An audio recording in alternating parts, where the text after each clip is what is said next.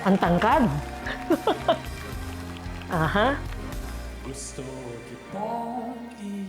Napakaswabe. Bihira na yan sa henerasyon na ngayon.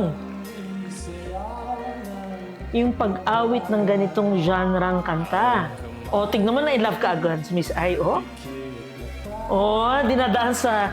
Pati yung visuals niya, yung mata, it's really... He knows how to use his eyes when he sings. Beautiful baritone voice.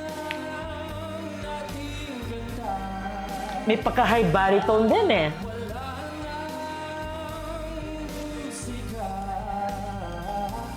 Kakantahan ka ng acapella sa iyong tenga. Effortless.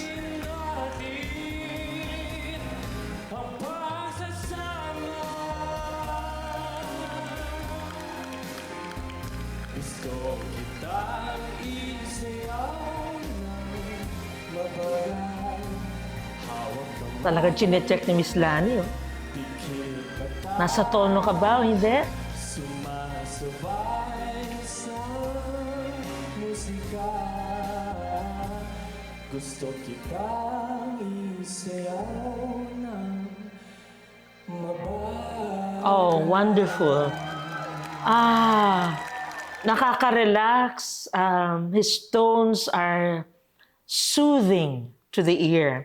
I find him also an intelligent singer in the sense, alam niya yung kanta na babagay dun sa boses niya. Alam din niya i-control. At saka, medyo nagkaroon nung nagko-coach kami at the time, nung for this song, nagwa-one-on-one kami, medyo kulang siya. Paano ba yung i-reach, Miss Jai, yung high tones na ganon? Sabi, hindi pala siya sanay na masyadong mataas kasi laging baritone, mid-low, mid. Pero yung pala, yung kanta niya, meron palang high tone. So sabi ko, it's just opening of the vowel, support, and chinek ko yung posture niya. Aba, napaka-intelligent singer. Nag-respond ka agad, nakuha niya. Kasi bihira yung gano'n, hindi nakukuha ka agad in one session. That's how he is. Wonderful baritone voice and looking forward talaga kung ano yung susunod na gagawin niya.